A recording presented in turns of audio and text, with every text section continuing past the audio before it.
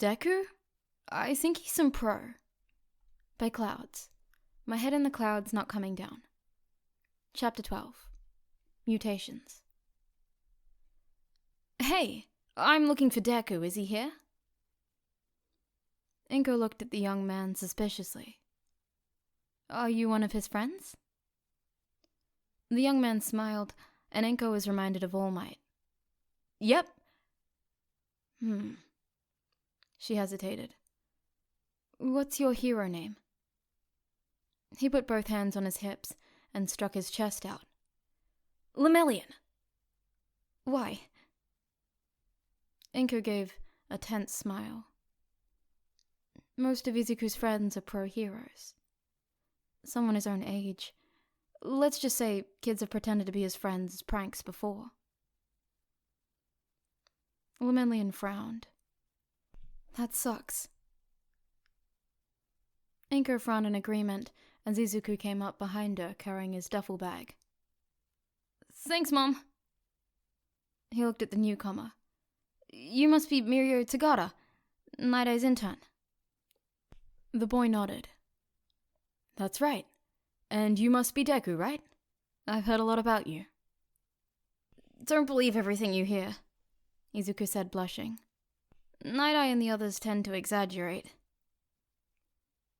Tagata laughed. Sir told me you're too modest for your own good. Here, let me take that for you.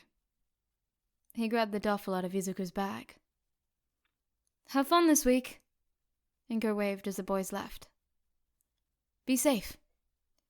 We will, Mom, Izuku called back. Bye.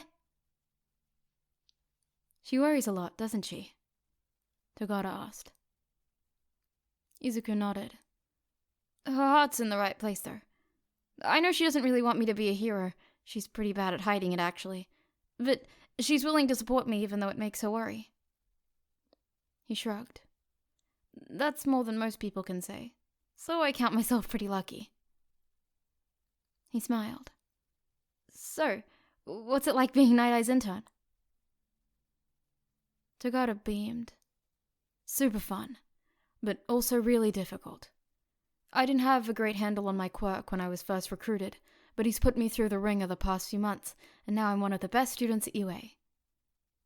He rubbed the back of his neck.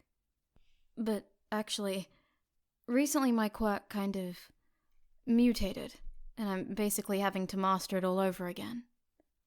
I was hoping you could help me with it this week, if that's okay? Izuku nodded. I'd love to. Analyzing quirks is really fun for me, and I love coming up with ideas to help people improve. Your quirk is some kind of permutation, right? I remember you made a big splash at the sports festival. Tagata went slightly pink. Yeah. I really should have listened to Sensei when he suggested wearing a uniform infused with my DNA, but I thought that'd count as a costume or support item and give me an unfair advantage, so... Izuku nodded. I understand where you're coming from, but that is a pretty big disadvantage. Tagata laughed again. Yeah, you get used to it.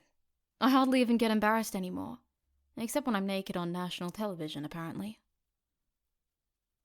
Izuku pulled a small notebook as they got on the train. So, you said your quirk had mutated. What's it like now? Well... Tagata paused thoughtfully, like he was trying to be careful about what he said. It's got a kind of super strength aspect to it now, and some speed. But if I use it for more than a few punches at a time, I get hairline fractures in my bones.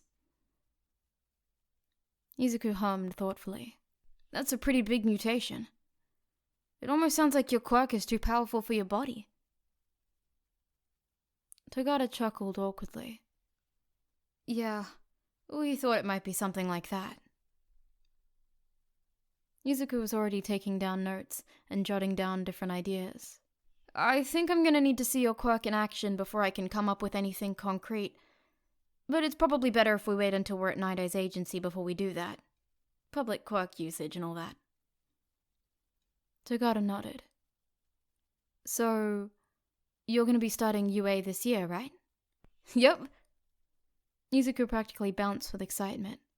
It's seriously a dream come true. I've wanted to be a hero ever since I was a toddler. I just can't believe it's finally happening. Do you know what class you're gonna be in? Izuku nodded. 1A. Normally I'm not sure they'd put me in a class where I was already friends with the teacher, but I think they knew Eraser would be okay with teaching someone like me. Togata frowned in confusion.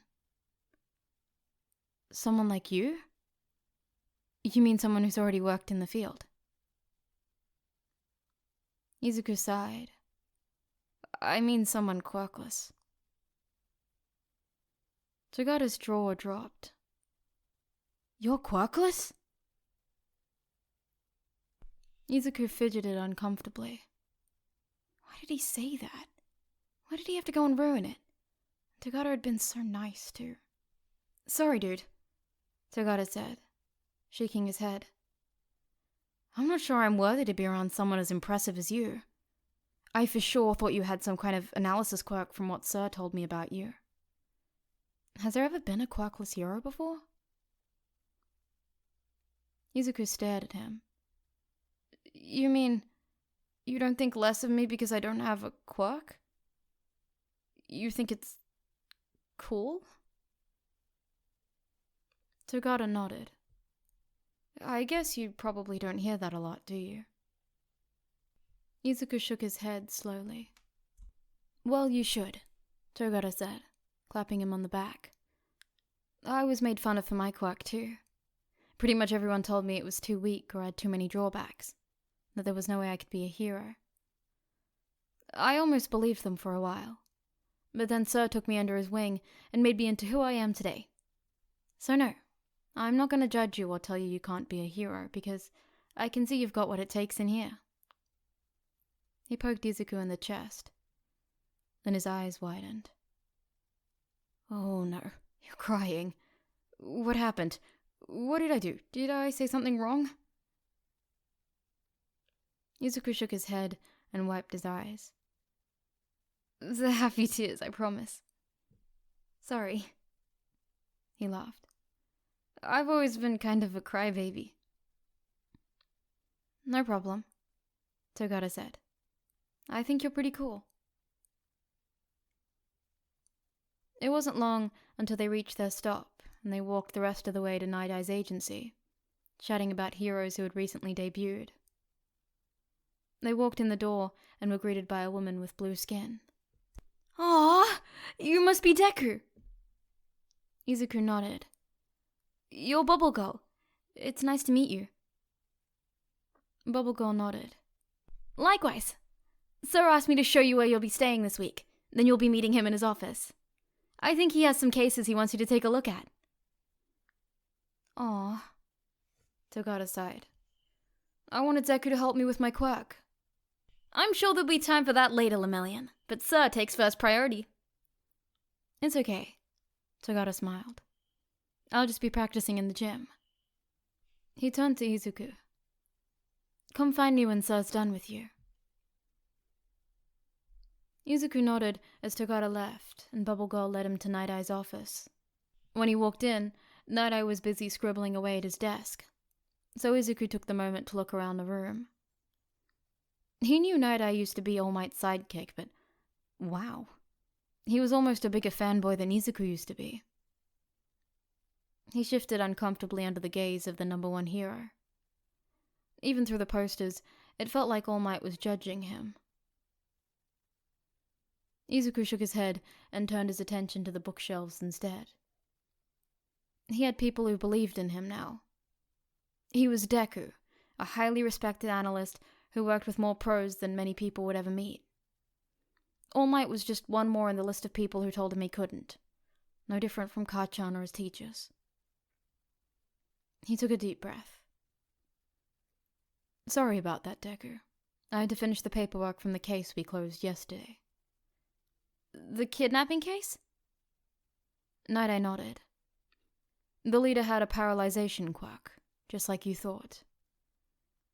Bubble Girl said you had some other cases for me to look at. Yes, but I don't want you to analyze while you're here. Nighteye went over to the cabinet and grabbed a handful of files. I want you to observe how to handle a case from beginning to end. For example, we received a report yesterday of a museum robbery. He opened the paper-thin file in front of Izuku. Here is the evidence we retrieved from the scene, and we'll be collaborating with the police. What would you do first? Izuku looked through the file, mostly a list of what was stolen, the damage done to the doors and display cases, and the data from the security cameras. The cameras were turned off? Yes, Nighteye said. But none of the cameras were broken. Izuku thought for a moment. We're probably looking for someone with a jamming quirk or some kind of technology manipulation, so I'd ask the police to run a list of those, but there's also the possibility of someone simply hacking into the system, so they should run a list of known hackers as well. If it is a hacker, we should look into the system history because they might have left a trail. With a high-profile robbery like this, there's a strong possibility the culprit has committed several smaller crimes in the past, so cross-reference the quirk and hacker list with small robberies where the cameras were turned off within the past 5 years. He looked at Nighteye. He looked a little less stern than usual. Good work. There are a few other possibilities you could investigate, however. For the next few hours, Nighteye took Izuku through some of the current cases and educated him on the proper procedures for an investigation, and how to work with the police to make sure the evidence was catalogued and the villains were taken into custody. By the end, Izuku's brain hurt a little. But his cheeks also hurt from smiling too wide, so he figured it was all right. Also, Deku, I think it would be a good idea for you to get a private investigator's license. It will be redundant once you receive your full hero's license, but I believe you would find it useful in the meantime. Izuku nodded. I'll bring it up with Nezu once school gets started, since I think he wants to have private lessons with me. I'm sure he's got some resources I can use to get it quickly.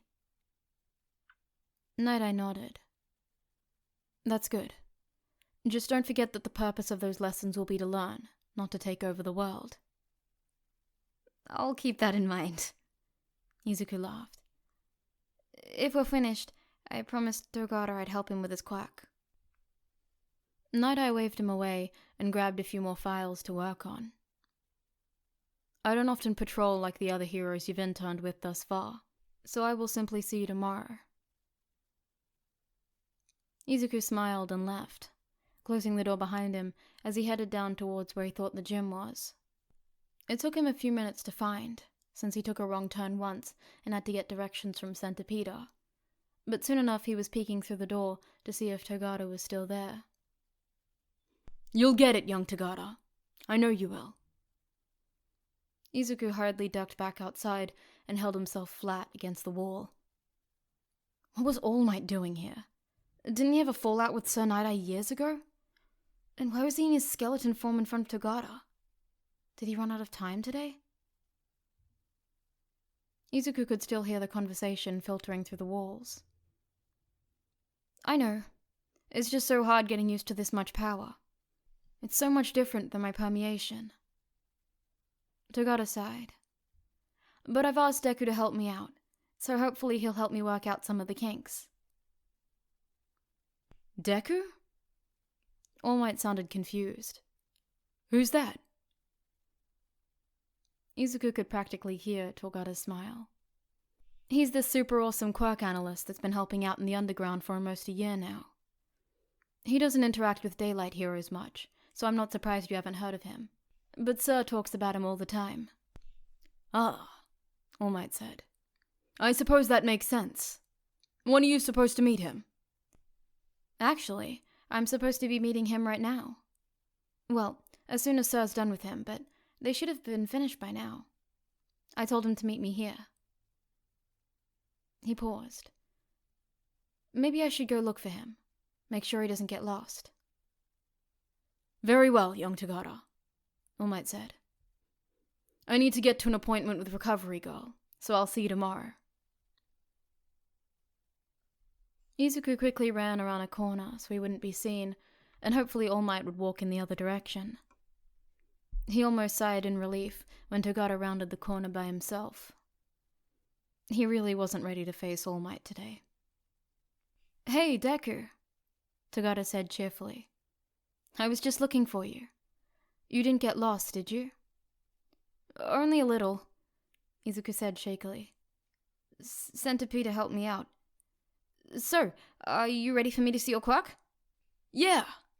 Tagada yelled, and led Izuku into the thankfully empty gym. They made their way to the corner where a series of punching bags was set up. "So, this is kind of what my quirk started as." Tagada passed a hand through one of the punching bags.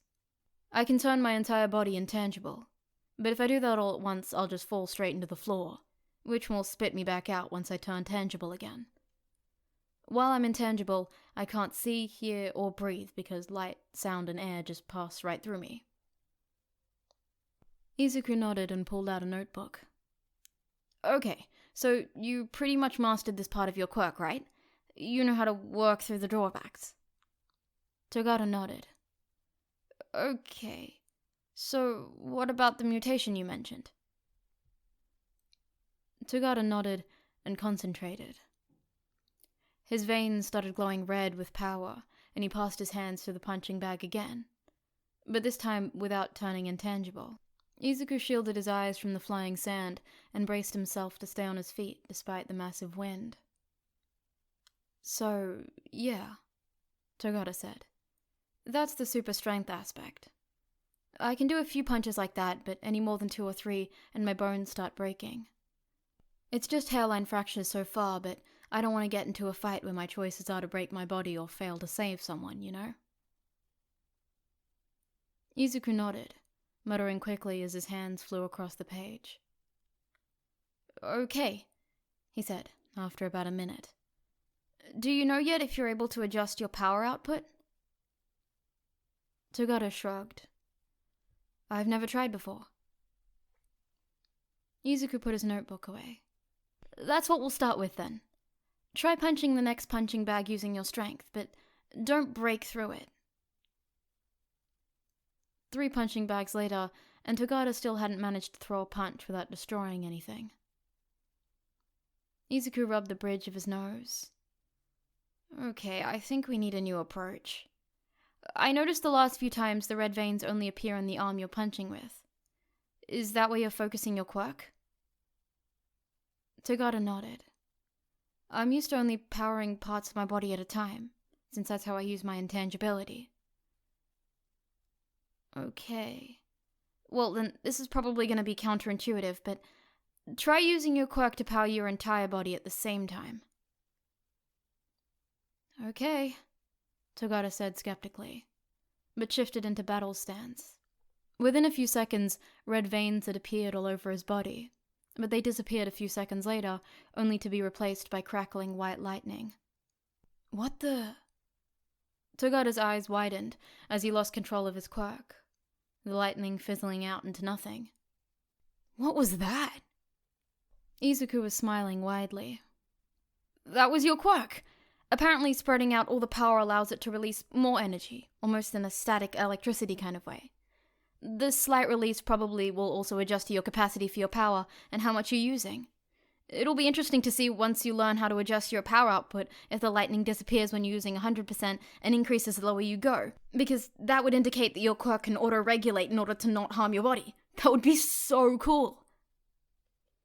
For the next hour, Tagada practiced spreading his quirk through his whole body until he could hold it for a full 5 minutes. He was sweating, but smiling, and Izuku felt like he had a pretty good concept of Tagada's quirk now. "Your quirk is so cool, Tagada," Izuku said, when they decided to call it a day. "It's almost like it's 2 separate quirks entirely." Tagada's eyes widened minutely, and he laughed nervously. "I'm sure it's nothing that special, right?" Izuku raised an eyebrow, but brushed off Tagada's weird behavior when he didn't add anything. "See you tomorrow, Deku." Izuku smiled and watched Tagada leave. "Yeah. See ya."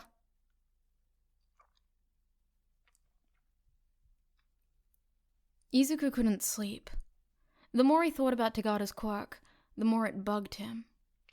According to everything he'd studied on Quirk theory, it was theoretically possible to have an unrelated mutation appear later in life, but it was much more likely for a mutation to appear when the Quirk first appeared in childhood.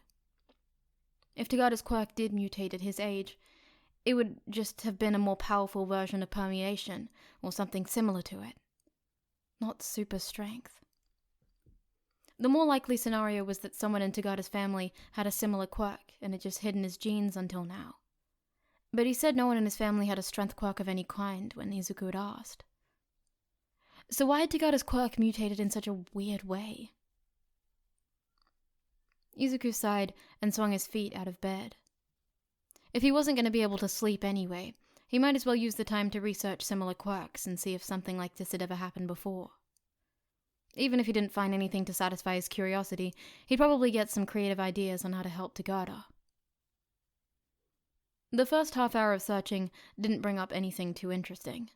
Most strength quirks function similarly to Death Arm's quirk, simply increasing strength and durability. They also all manifested in childhood, not as a mutation nearly a decade later. He was about to give up and try to go to sleep again when he noticed a promising article on a decades-old hero. Nana Shimura was just beginning her hero career when her quirk underwent a rare mutation, increasing her strength and speed exponentially. This was odd enough on its own, but even more so when taking into account that her quirk, Float, had nothing to do with strength or speed. Izuku looked deeper into Shimura, analyzing her quirk, Float, which wasn't anything like permeation, and trying to figure out how hers mutated because maybe that would tell him something about how Tagada's did. He found an old photo and almost screamed when he saw a younger All Might in his skinny form, draping an arm around her. He read the article and ran his hands through his hair. Nana Shimura taught All Might. Now that he thought about it, Tagada's quirk was eerily similar to All Might's, and All Might seemed to be teaching him. It was probably that Nighteye reached out after Tagada's quirk mutated the way it did, because that would make sense. But what if it wasn't? Izuku almost didn't want to keep looking because he had to be wrong. What he was thinking just couldn't be possible. He numbly entered more search terms until he tracked down the hero who trained Nana Shimura. Manifested a strength aspect to his quirk in his second year at UA. No, it couldn't be. It wasn't possible. He looked at who trained that hero. Took a 3-year break from hero work when her quirk unexpectedly mutated. If there had ever been any possibility that Izuku would get to sleep that night, it was long gone. He tracked the line of heroes and their mentors, each suddenly manifesting a strength quirk that inexplicably got stronger with each hero mentored. When he finally got to the dawn of quirks and the trail went cold, Izuku let out a deep exhale. As impossible as it seemed, as ridiculous as it sounded, he couldn't deny it anymore. There was a quirk that could be passed on.